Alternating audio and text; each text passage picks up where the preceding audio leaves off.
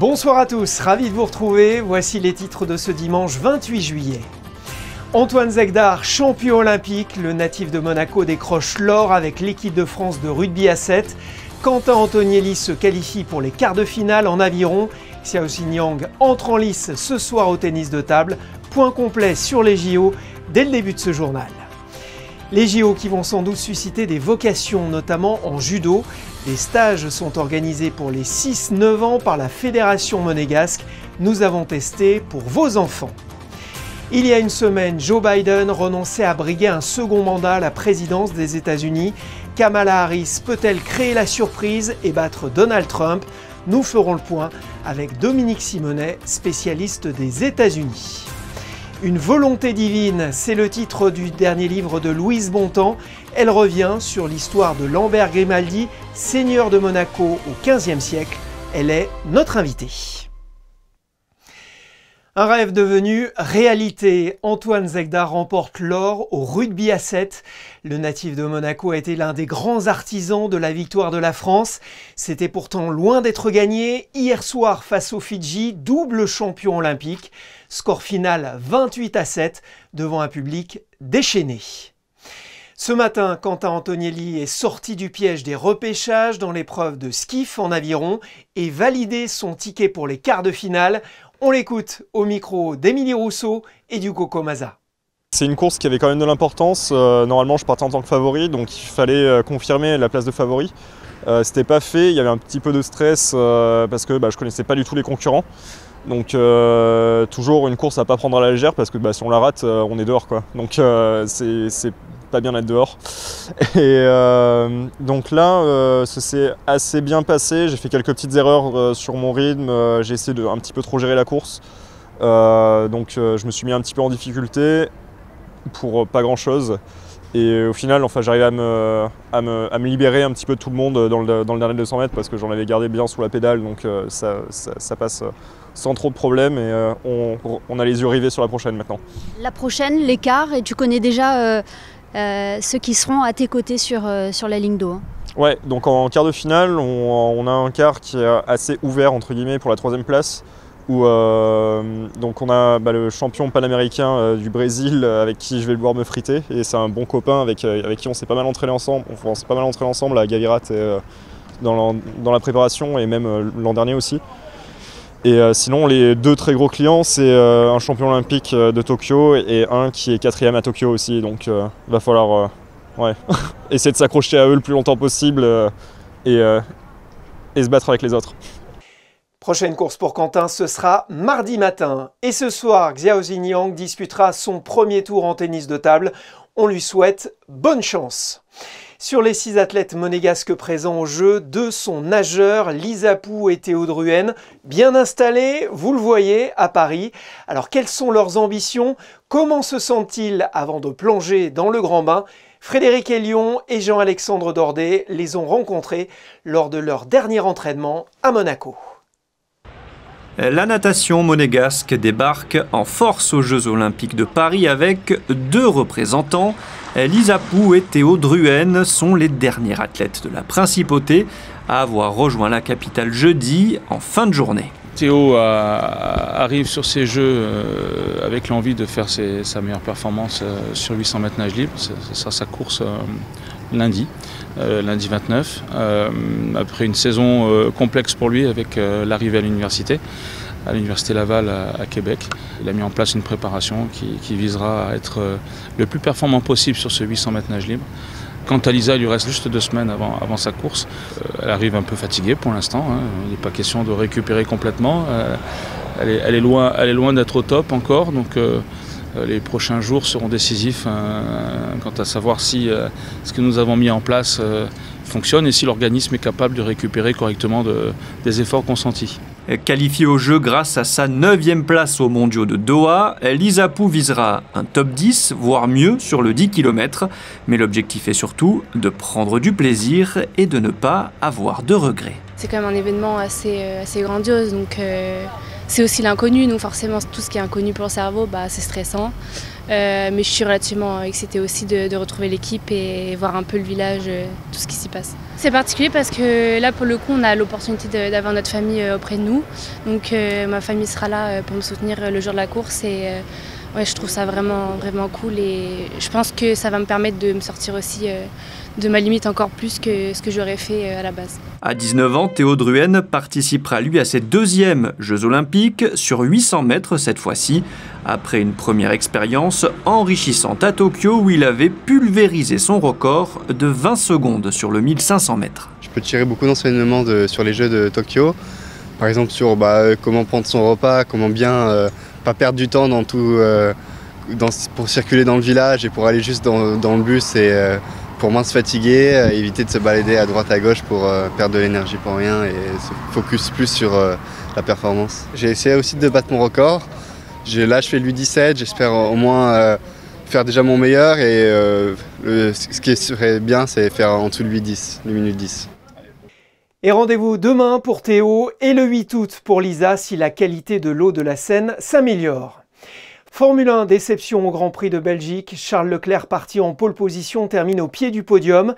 Une course remportée par George Russell devant Lewis Hamilton et Oscar Piastri. Max Verstappen termine 5e. Pas une semaine sans coup de théâtre dans la course à la présidentielle américaine. Sous la pression des démocrates, Joe Biden a donc jeté l'éponge. C'est sa colistière Kamala Harris qui va défier Donald Trump, galvanisé après avoir échappé à une tentative d'attentat. De quoi rebattre toutes les cartes. On fait le point avec Maklor Babutulua et son invité. On en parle avec Dominique Simonet, journaliste, écrivain et spécialiste des questions américaines. Bonsoir. Bonsoir Maklor.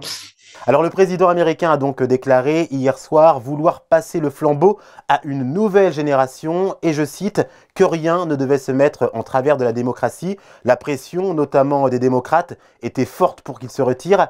A-t-il vraiment eu le choix ? Non, d'une certaine manière, il n'avait pas le choix, vous avez raison. Il était sous l'objet de pressions multiples, à la fois des ténors du parti démocrate, mais aussi de ses amis, du monde de la culture. On a vu George Clooney qui essayait aussi de faire pression sur lui pour lui dire de passer la main. Et sans doute la parole de Barack Obama, qui est très proche de Joe Biden, a dû peser en dernier recours. Là, il est tard. On est à moins d'un mois de la convention démocrate et à 3 mois des élections. Donc, il n'y avait qu'une seule solution, c'était de passer la main à sa colistière, Kamala Harris, qui est aussi sa vice-présidente, parce qu'elle est la plus légitime et la mieux placée pour prendre sa place. Au cours de ces 11 minutes d'allocution, il a très brièvement loué les qualités de sa vice-présidente. L'entente est-elle au beau fixe entre eux ? Kamala Harris a été chargée de dossiers difficiles. Alors c'est vrai qu'il n'a pas gâté. Il doit donner le dossier de l'immigration, notamment à la frontière mexicaine, qui est un dossier très très dur. Elle n'a pas vraiment réussi sur ce plan-là, c'est moins qu'on puisse dire.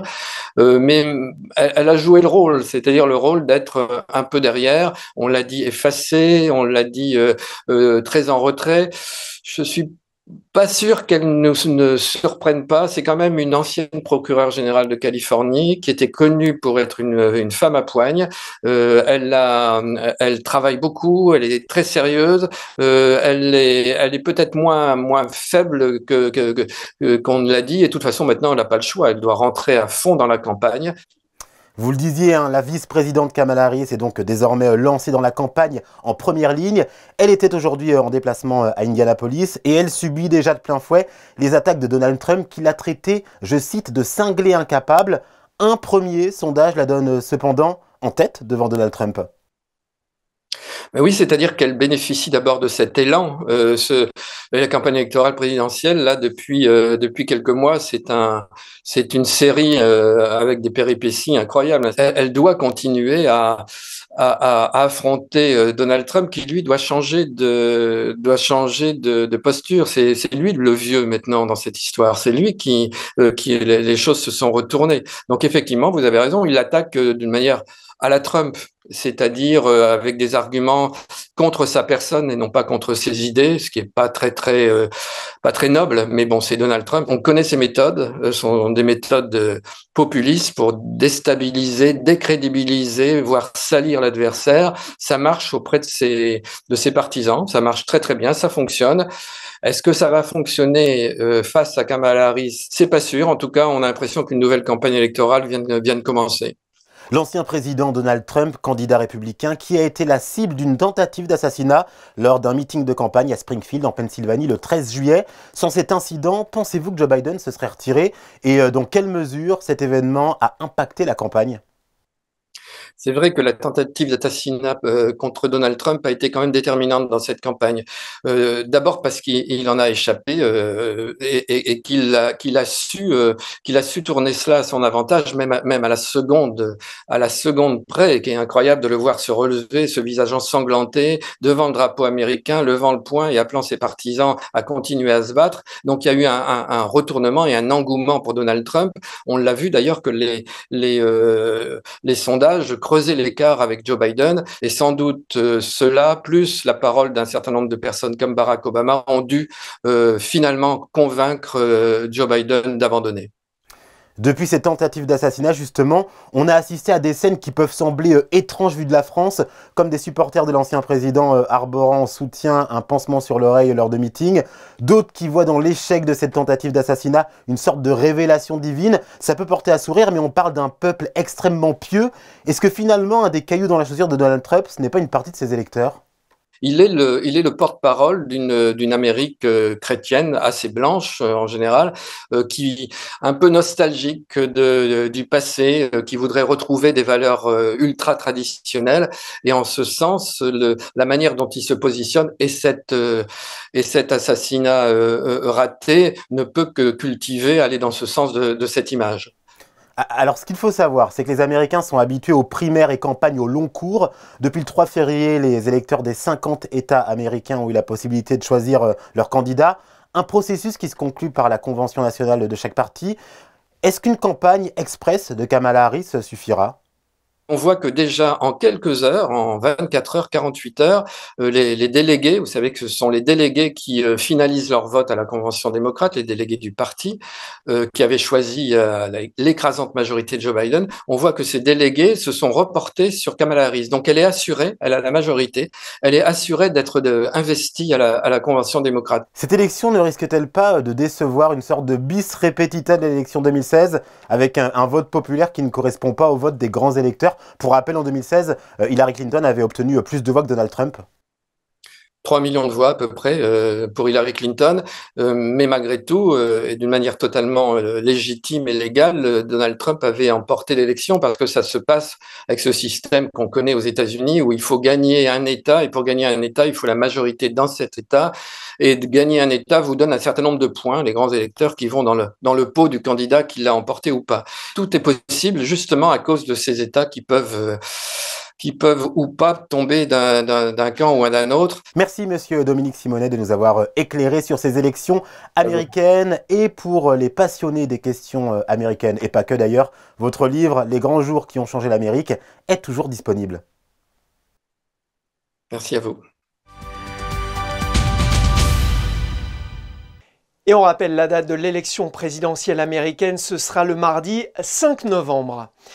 Une idée pour les grandes vacances de vos enfants, la Fédération de judo propose des stages qui permettent d'apprendre et de pratiquer tout en s'amusant. Cassandra San Carlos et Camille Caloni ont enfilé leur kimono pour aller sur le tatami. Tous les étés, la Fédération de judo de Monaco organise un stage de 4 jours pour les enfants de 6 à 9 ans. Ceinture rouge, orange ou verte, certains font leur premier pas sur le tatami, d'autres sont ici pour se perfectionner. Et si les enfants apprennent à se défendre sans se faire mal, c'est grâce aux professeurs qui les encadrent. C'est un stage découverte pour des enfants qui ne pratiquent pas le judo à l'année. Et ça leur permet un peu de venir voir ce qu'on fait durant l'année scolaire. Et pour les enfants qui pratiquent le judo, c'est un moment justement pour se retrouver, pour faire du judo, mais pas que du judo. Donc le stage est aussi axé sur la culture. Donc à chaque période de stage, on fait une visite d'un musée et des activités sport. En quelques jours, les jeunes connaissent les prises et les exercices à la perfection. Entraide, amitié, respect, courage. Le but de ce stage est de s'amuser tout en développant les valeurs du judo. Tous les matins, généralement, on fait du judo. Donc, on a accès à un judo au sol, judo debout. On fait des révisions techniques. Et ensuite, les après-midi, sport collectif ou culturel.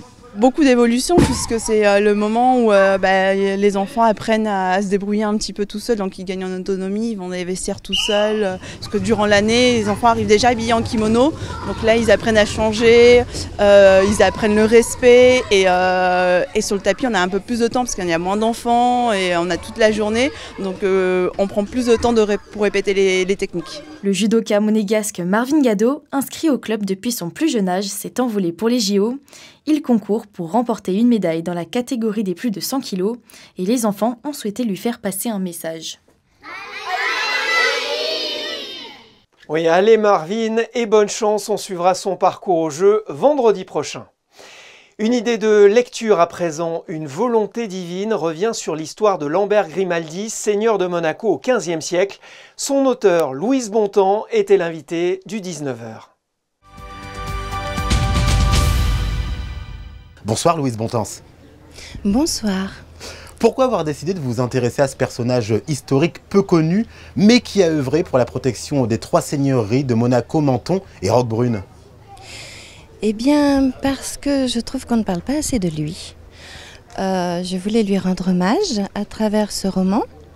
Je trouve qu'il a les traits de caractère de bien des Grimaldi, dont la bienveillance, la ténacité et le sens du devoir. Et voilà, je me suis intéressée à lui.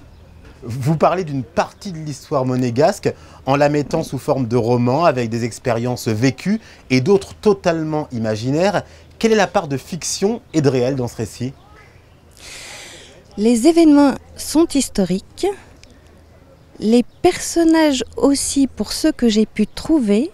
Et à partir du moment où je n'ai pas trouvé le nom d'un personnage, alors je l'ai inventé. Par exemple, un podestat de Monaco, après Guy Frégoz, qui lui a existé, jusqu'en 1477, je n'ai pas trouvé de nom, donc j'en ai inventé un. Voilà. Sinon, les personnages principaux, tels que Lambert, Claudine, Dame Pommeline, Blanche, ont existé. Vraiment. On va justement parler de ces personnages pour rentrer un peu plus dans l'histoire sans trop en dévoiler. On est au cœur d'une guerre pour le pouvoir où s'entremêlent coups bas, trahison, notamment via un personnage puissant. C'est la mère de Catalan Ier, Pommeline Grimaldi née Frégoz. Oui, absolument. Cette dame était avide de pouvoir. Elle ne voulait rien lâcher et surtout ne rien donner à Lambert Grimaldi, désigné comme futur mari de sa petite Claudine, qu'elle ne voulait surtout pas comme co-seigneur à ses côtés. Pourquoi s'accrochait-elle autant au pouvoir? Il faudrait rentrer dans sa tête. Je pense qu'elle aimait ça, personnellement. Je pense qu'elle y avait pris goût, étant donné que son mari Jean Ier de Monaco parfois l'a laissée seule à la tête de Monaco parce qu'il partait guerroyer. Et du coup, elle a aimé ça et elle n'a plus rien voulu lâcher. Voilà. Il y a également Claudine, âgée de 7 ans, unique héritière de Catalan Ier, qui est au cœur de toutes les tractations. Elle se retrouve au milieu de bien des choses qu'elle ne comprend pas à son âge. Sa grand-mère, évidemment, la prend en possession. On dirait que c'est sa chose quelque part. Et c'est surtout grâce à Claudine qu'elle-même peut continuer d'exister en tant que co-seigneur sur les 3 seigneuries de Menton, Roquebrune et sur Monaco. Ce roman est également l'occasion d'une plongée au cœur de la vie monégasque au Moyen-Âge. Quelle recherche avez-vous effectuée pour retranscrire de manière aussi fidèle cette période historique ? Alors là, je rends hommage à monsieur Thomas Fouilleron et à toute son équipe au service des archives du Palais de Monaco qui m'ont beaucoup aidé, à monsieur Claude Passé que j'ai rencontré à 2 reprises et qui m'a expliqué la vie au Moyen-Âge. Ils m'ont tous donné des éléments et aux différentes recherches que j'ai effectuées grâce aux archives de Monaco, je me suis plongée dans des documents. Ça m'a pris 2 ans de recherche pour comprendre comment on vivait, comment fonctionnait Monaco, mais également Menton et Roquebrune à l'époque. J'ai également visité Antibes, d'où était originaire Lambert, Roquebrune. Très bien. Et bien, à noter que vous serez présente au Salon du Livre de Monaco qui se déroulera le samedi 7 et dimanche 8 septembre 2024. Merci d'avoir répondu à nos questions, Louise Bontemps. Je vous remercie. On part maintenant découvrir l'Observatoire français d'apidologie qui étudie le comportement des abeilles. Les équipes qui travaillent dans le Var interviendront l'année prochaine dans les écoles de la Principauté. Le Focus Info de Sarah Nkari et Alexandra Marangoni.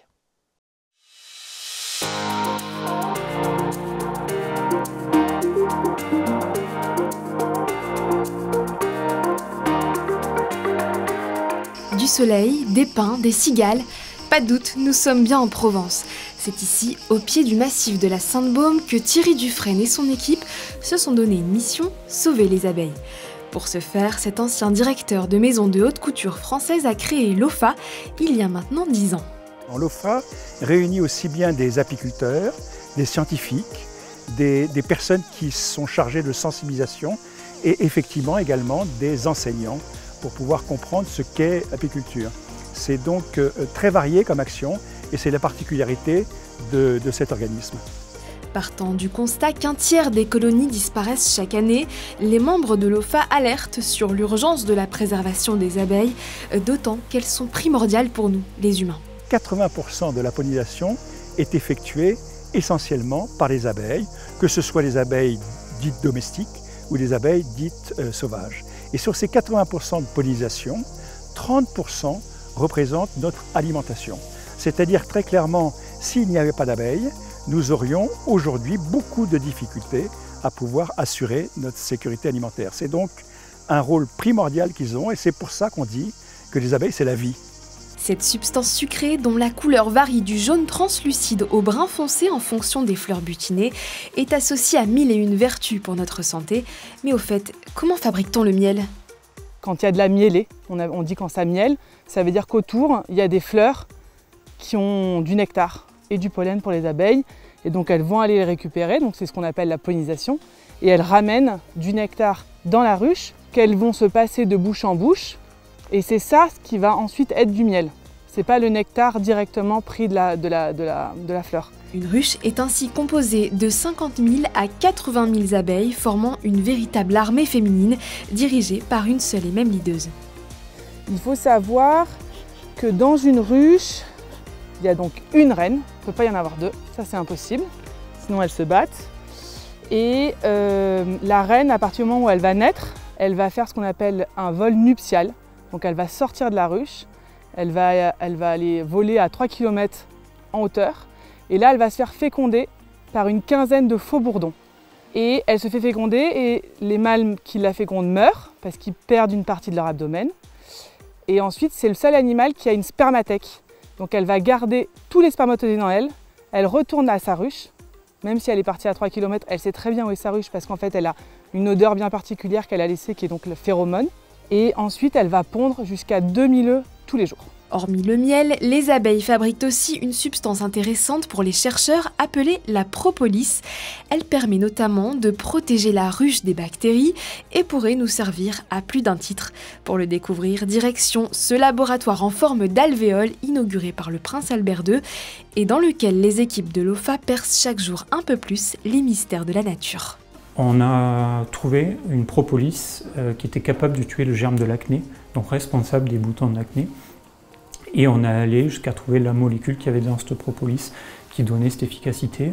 Et par exemple ici, en fait, à partir d'1,5 kg de propolis, on a pu faire ces 3 bidons de produits. Et avec ces 3 bidons de produits, on pourra faire 20 000 tubes de crème anti-acné. Donc on a une application directe qui touche directement les jeunes et c'est ce qui nous intéresse aussi, c'est montrer aux jeunes que les abeilles elles peuvent les aider dans un souci de tous les jours. On l'aura compris, les abeilles ont un rôle essentiel pour notre alimentation, pour notre santé et même pour notre beauté. Alors, à notre échelle, comment pouvons-nous les aider ? Quand on va aujourd'hui dans une jardinerie ou chez un fleuriste, c'est de lui poser la question, j'ai envie d'agrémenter mon jardin, quelle est en fait la meilleure plante, la meilleure fleur, le meilleur arbuste qui va permettre de pouvoir amener une alimentation complémentaire aux abeilles. Donc ça, c'est un point important. Le deuxième point important, c'est pourquoi pas mettre une ruche dans son jardin. C'est très agréable de pouvoir avoir une ruche dans son jardin et de voir cette vie des 50 000 petites abeilles enfermées dans cette colonie et qui va pouvoir éventuellement vous donner chaque année quelques pots de miel que vous pourrez récolter. Et puis le dernier point, c'est encourager les apiculteurs. Les apiculteurs sont des personnes qui se dédient complètement à l'abeille. C'est un métier qui est difficile, passionnant, et la meilleure façon de pouvoir les encourager à sauver les abeilles, c'est de pouvoir aller non pas dans une grande surface pour acheter son miel, qui souvent n'a de miel que le nom, mais d'aller directement chez l'apiculteur pour pouvoir avoir les fruits de son travail. Avec le soutien du souverain et de sa fondation, l'OFA reviendra dans les écoles de la Principauté en 2025 pour expliquer aux jeunes générations l'importance de celles que l'on surnomme les sentinelles de l'environnement. Les enfants, ils sont pas idiots, ils comprennent qu'il y a un truc qui est en train de se passer, que le monde est en mouvement et qu'on est en train de parler de leur avenir, pas de notre avenir à nous en tant qu'adultes. Donc leur laisser la place, c'est peut-être leur donner une chance de changer les choses. À travers ces programmes, comme Des fleurs pour les abeilles, l'organisme a déjà sensibilisé plus de 15 millions de personnes qui, comme vous, nous l'espérons, consommeront cette or jaune d'une autre manière. D'ailleurs, un petit conseil, ne le chauffez pas à plus de 40 degrés si vous souhaitez en conserver tous les bienfaits. Un feu d'artifice pop-rock hier soir au Port Hercule.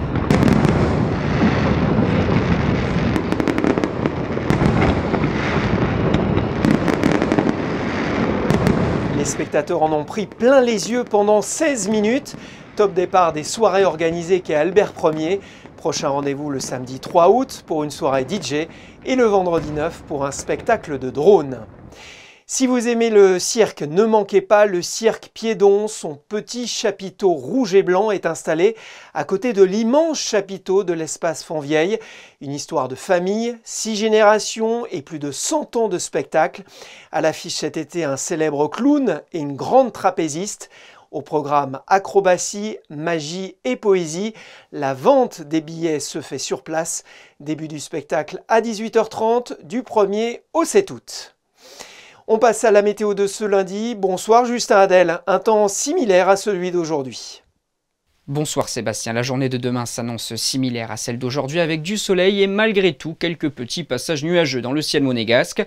Les températures oscilleront, elles, de 25 à 30 degrés. Le ressenti atteindra même les 34 degrés dans l'après-midi. Concernant la température de l'eau, ça ne bouge pas avec une mer à 27 degrés.